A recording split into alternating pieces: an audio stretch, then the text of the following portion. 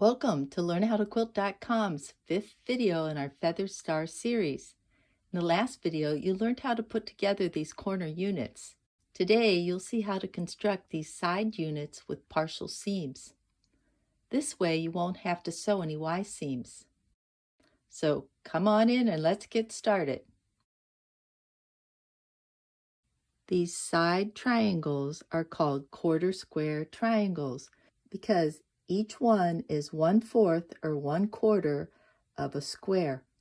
If you cut a square on the straight of grain and cross grain, and then cut it on both of the diagonals, each one of these triangles' edges will be on the grain, and you won't have to worry about fabric stretching or distorting along these edges. You'll need to cut out one square that's 22 3/4 inches. Then you'll need to cut that square on both of the diagonals. This is a big piece of fabric, so if you don't have any rulers long enough for cutting, use a yardstick to draw in your lines. Then cut with scissors or a rotary cutter.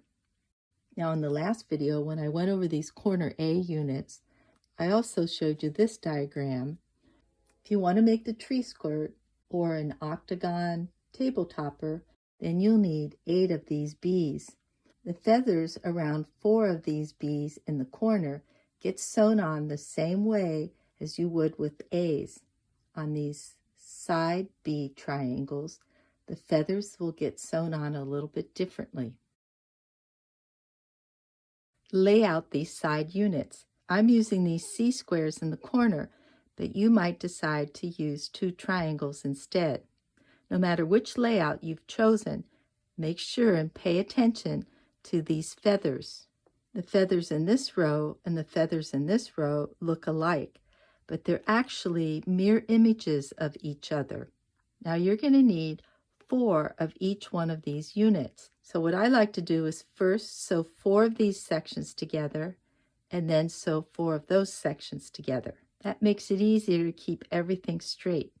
So I've put this other row aside and I'll just concentrate on getting these laid out. When you're ready to sew, you want to put right sides together. Now you can pin these, but I usually like to gather them up in my right hand because this is the side that I'm going to sew on. Then I'll take these over to the sewing machine, lay this down next to the pressure foot, and stitch a 1/4 inch seam allowance. I've added the triangles to each set, and then I pressed all the seams towards the dark. You'll end up with little tails here, and you can just clip those off. Now I'm ready to sew this side. So I've laid out one strip here, double checked with this, and I started laying out the other strips. I'll sew these in pairs and then sew the strip together. When you finish sewing this strip, make sure to press the seams towards the dark. If you'd like more detailed sewing instructions on these rows of feathers, check out our last video. I'll leave the link below. These 2 strips are going to get sewn to this triangle. Don't worry that these strips are too short. This is where those partial seams come in. I put these right sides together, making sure to line up the edge here, and then I sewed a 1/4 inch seam, just a little bit past this seam, and I locked my stitches there. Then I pressed towards the triangle. Putting right sides together, make sure that I match this intersection, then I'll sew just a little past this seam and lock my stitches. Here's that seam, and here's where I lock my stitches. I press towards the triangle. So here's my completed side unit with 2 partial seams. Later, when you sew these 2 sections together, this diamond will fit right in here, and you won't have to use an inset or Y seam. You'll get a better idea of how this works in the next video. You'll also learn how to add the kite shapes to your star. Hope you stay tuned.